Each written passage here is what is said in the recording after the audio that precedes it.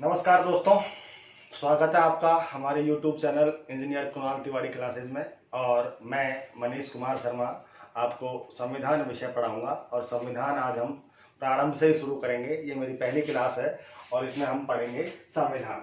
और संविधान को पढ़ते समय हम शुरुआत करते हैं कि भारतीय संविधान जो है उसके हमें दो रूप पढ़ने हैं। दो रूप कौन कौन से?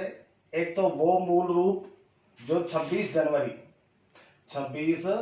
जनवरी 1950 को लागू हुआ था, जिसे हम हमारा मूल संविधान कहते हैं। और एक आज हमारा वर्तमान का संविधान यानी कि आज जो संशोधन हो चुके हैं इतने सारे, उनके बाद जो संविधान का रूप निकल करके आ रहा है उसमें और जो मूल संविधान था उसमें क्या अंतर है ये देखेंगे।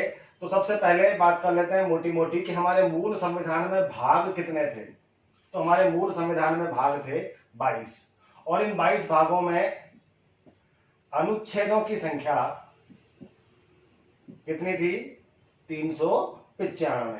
और अनुसूचियां, मूल संविधान में अनुसूचियों की संख्या थी 8। लेकिन जो हमारा वर्तमान संविधान है इसमें कितने भाग हैं, कितने अनुच्छेद हैं, कितनी अनुसूचियां हैं, तो यहां पर थोड़ा सा जो है कंफ्यूजन है लोगों में।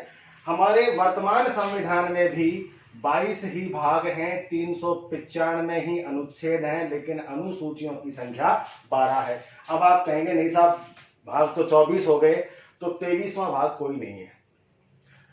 अकॉर्डिंग टू सुप्रीम कोर्ट ने केशवानंद भारती बनाम केरल राज्य विवाद 1973 में सुनवाई करते हुए कहा था, डिसीजन दिया था कि संसद संविधान में किसी भी तरह का संशोधन कर सकती है, लेकिन मौलिक ढांचे में परिवर्तन नहीं कर सकती। मौलिक ढांचे में परिवर्तन नहीं कर सकती, इसीलिए हम 22 के बाद 23वां भाग नहीं जोड़ सकते। अगर हमें भाग जोड़ना होगा तो भाग ना जोड़ करके उपभाग जोड़ेंगे। जैसे 4 के बाद 4A जोड़ दिया और 9 के बाद 9A जोड़ दिया, लेकिन हमने 23वां भाग नहीं जोड़ा। इसी प्रकार हमने 396वां अनुच्छेद नहीं जोड़ा अभी तक।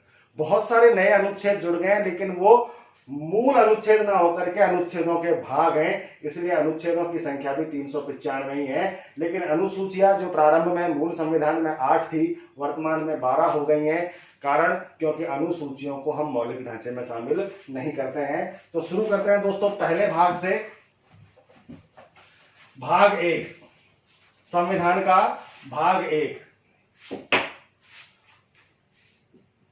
भाग 1, इस भाग में लिखा हुआ है संघ राज्य क्षेत्रों के बारे में। संघ राज्य क्षेत्र और संघ राज्य क्षेत्रों वाले इस भाग में अनुच्छेदों की संख्या है, अनुच्छेद है इसमें 1 से लेकर के 4 तक। एक एक करके सारे अनुच्छेद पढ़ेंगे। अनुच्छेद 1, अनुच्छेद 1 में लिखा है भारत अर्थात इंडिया राज्यों का संघ होगा। क्या लिखा है अनुच्छेद 1 में? भारत अर्थात इंडिया राज्यों का संघ होगा।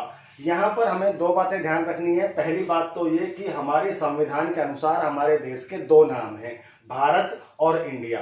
हिंदुस्तान नहीं, भारत और इंडिया, केवल यही दो नाम है हमारे सब देश के अकॉर्डिंग टू कॉन्स्टिट्यूशन। और दूसरी खास बात जो है वो है ये संघ शब्द। भारतीय संविधान के लागू होने से पहले या लिखे जाने से पहले हमारे देश में हम संघ शब्द का प्रयोग नहीं करते थे। संघ के स्थान पर संघीय शब्द का प्रयोग किया जाता था। यूनियन के स्थान पर फेडरल शब्द का प्रयोग किया जाता था। लेकिन अनुच्छेद 1 में पहली बार हमारे देश में संघ शब्द का प्रयोग किया गया और इस संघ शब्द की प्रेरणा हमने ली है कनाडा से। कहां से ली है दोस्तों? कनाडा से। कनाडा से ली गई इस शब्द की प्रेरणा, जिसके द्वारा हमारे देश क्या हो गया? राज्यों का संघ हो गया। भारत अर्थात इंडिया राज्यों का संघ होगा। यही कारण है कि जो 1921 में स्थापित हुई थी FPSC, federal public service commission, संघीय लोक सेवा आयोग, भारतीय संविधान के लागू हो जाने के बाद संघीय के स्थान पर संघ शब्द का इस्तेमाल करने लग गए, फेडरल के स्थान पर यूनियन शब्द का इस्तेमाल करने लग गए, इसलिए उस एफपीएससी का नाम बदलकर यूपीएससी हो गया, यूनियन पब्लिक सर्विस कमीशन। तो ये था आपका अनुच्छेद 1। आगे चलते हैं अनुच्छेद 2। अनुच्छेद 2 में लिखा हुआ है दोस्तों, भारत संघ में नए राज्यों का प्रवेश व स्थापना के नियम। भारत संघ में यदि कोई नया राज्य, कोई नया भूभाग शामिल होता है तो उस भूभाग को किन नियमों के आधार पर भारत संघ में शामिल किया जाएगा, उन नियमों का उल्लेख किया गया है अनुच्छेद 2 में। देखिए दोस्तों, हमारे देश में 3 तरह के भूभाग हो सकते हैं। एक जिन्हें आप राज्य के नाम से जानते हैं, दूसरा एक आप जिन्हें आप केंद्र शासित प्रदेश, संघ शासित प्रदेश या यूटीज, यूनियन टेरिटरी कहते हैं। दो तो आप जानते हैं। तीसरा और एक प्रकार का भूभाग हो सकता है जिसे कहा जाता है अर्जित प्रदेश। अब आप कहेंगे सर अर्जित प्रदेश तो हमने कभी सुना ही नहीं। इसके पीछे कारण यह है कि जब हमारा देश आजाद हुआ था उस समय भी हमारे देश में कोई अर्जित प्रदेश नहीं था और अभी भी काफी लंबे समय से हमारे देश में कोई अर्जित प्रदेश नहीं है। किसे कहते हैं अर्जित प्रदेश? अर्जित प्रदेश कहा जाता है उस भूभाग को जो हमने किसी दूसरे देश से जीत लिया, किसी दूसरे देश से छीन लिया, कब्जा कर लिया, खरीद लिया, या कोई दूसरा देश हमारे देश को समर्पित करके चला जाता है, तो जब तक उस भूभाग को किसी राज्य या केंद्र शासित प्रदेश में शामिल नहीं करते हैं या उसे ही राज्य या केंद्र शासित प्रदेश का दर्जा नहीं दे देते हैं, तब तक वह भूभाग कहलाता है अर्जित प्रदेश। जैसे 1961 में पुर्तगाली गोवा को हमें सौंप करके चले गए, तो जब तक हमने गोवा को केंद्र शासित प्रदेश का दर्जा नहीं दे दिया था तब तक वो कहलाया था अर्जित प्रदेश। बाद में हमने 87 में उसे पूर्ण राज्य का दर्जा भी दे दिया। तो अर्जित प्रदेशों को किन नियमों के द्वारा राज्य या केंद्र शासित प्रदेश का दर्जा दिया जाएगा, इन नियमों का उल्लेख किया गया भारतीय संविधान के अनुच्छेद 2 में। आगे चलते हैं दोस्तों, अनुच्छेद 3 बहुत आसान है, ज्यादा मुश्किल नहीं है, लेकिन कई सवाल इसमें से अच्छे बन जाते हैं और परीक्षाओं में हम चूंकि हम इस पर ज्यादा ध्यान नहीं देते हैं, हमारा सारा ध्यान मौलिक अधिकारों वाले भाग 3 या फिर भाग 5 केंद्र सरकार के ऊपर ही रहता है, संघ सरकार के ऊपर ही रहता है, लेकिन यहां से भी अच्छे अच्छे सवाल बन जाते हैं जिन्हें हमें ध्यान में रखना है और उन्हें हम छोड़ करके नहीं आएंगे। भाग 3 कहता है कि संसद को, भारतीय संसद को यह अधिकार होगा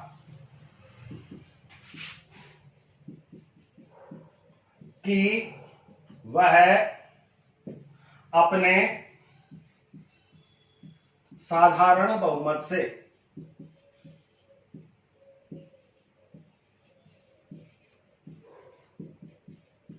चार काम कर सकती है। पहला, राज्यों की सीमा बदल सकती है। दूसरा, राज्यों की भाषा बदल सकती है। तीसरा, राज्य का नाम बदल सकती है। और चौथा बहुत महत्वपूर्ण है और वो है कि नए राज्यों का गठन भी कर सकती है।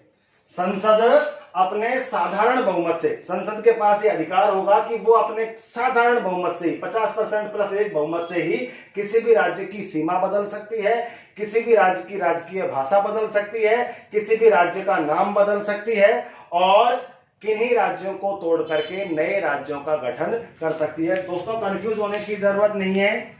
अनुच्छेद 3 में भी नए राज्य का निर्माण हो रहा है और अनुच्छेद 2 में भी नए राज्य का निर्माण हो रहा है, लेकिन अनुच्छेद 2 कर रहा है कैसे?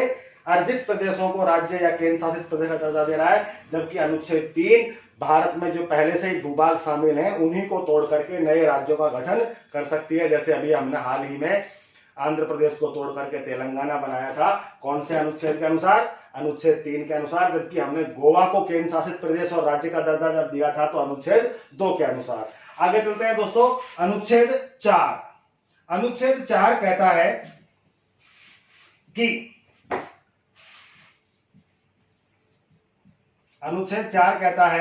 कि अनुच्छेद 2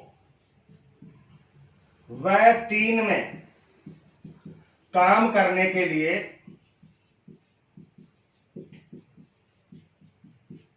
राष्ट्रपति की पूर्वानुमति आवश्यक होगी।